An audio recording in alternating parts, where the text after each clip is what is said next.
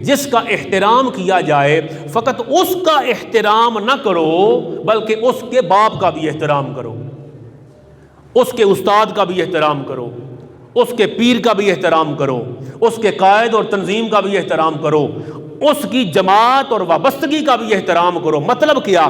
جس جس جگہ پر وہ موشنلی اٹیچ ہے اگر اس کو عزت دیتے ہو، اس کا احترام کرتے ہو، اس کے احترام کا مطلب یہ ہے کہ جس جس کو وہ احترام دیتا ہے تم ان کے خلاف کچھ نہ کرو۔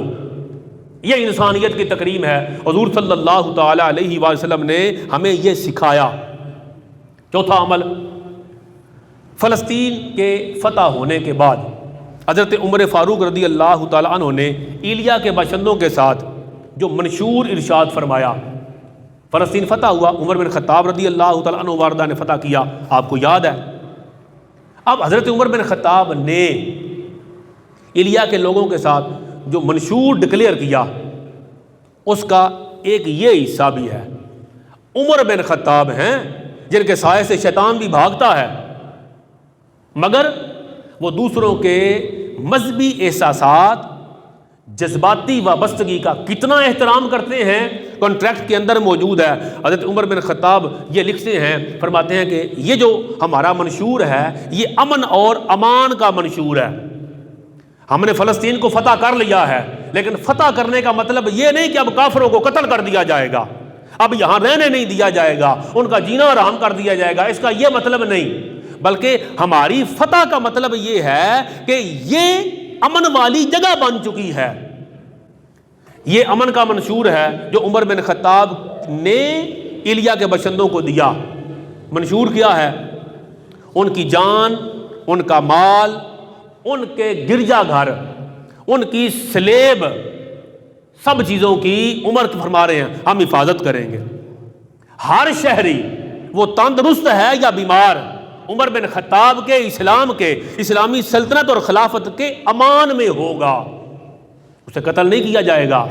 آگے عمر بن خطاب فرماتے ہیں ان کے گرجے، کتنا پیارا جملہ ہے، ان کے گرجے لوگوں کی رہائش گاہوں میں تبدیل نہیں ہوں گے۔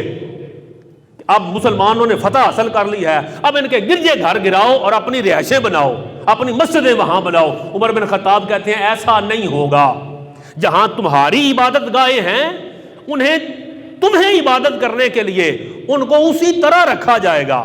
پھر فرمایا کہ ان کی جائیداد، ان کی سلیب کوئی نقصان نہیں دیا جائے گا، نہ ان پر، یہ جملہ، نہ ان پر کسی قسم کا مذہبی دباؤ ڈالا جائے گا۔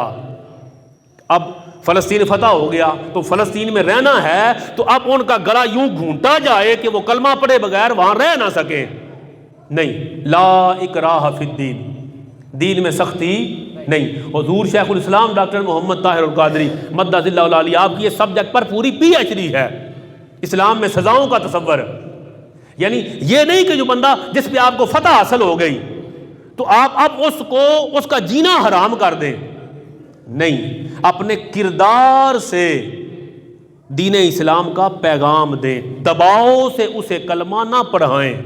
اسلام جو پھیلا ہے تو وہ سیرت اور کردار سے پھیلا ہے، اخلاقیات سے پھیلا ہے، ڈنڈے کے زور پہ اور تلوار کی نوک پر مسلمانوں نے کبھی کسی کو کلمہ نہیں پڑھایا۔ دین اسلام ہمیں یہ سکھاتا ہے کہ مسلمان کو مسلمان ہونے کے ناطے نہیں، ہر انسان کو انسان ہونے کے ناطے عزت دی جائے۔ اور اس کی عزت کا یہ چوتھا پہلو ہے کہ وہ اگر کافر بھی ہے تو پھر بھی اس کے جو جذبات ہیں ان کے جذبات کا احترام کیا جائے، اس کی وابستگی کا حیا کیا جائے۔ صرف اتنا نہیں بلکہ وہ کافر بھی ہے تو اسے اپنی مذہبی آزادی دی جائے کہ اپنی مرضی سے اپنے عقیدے کے مطابق وہ عبادات کر سکے، اور اسے کبھی روکا نہ جائے، اسے تذلیل کا نشانہ نہ بنایا جائے۔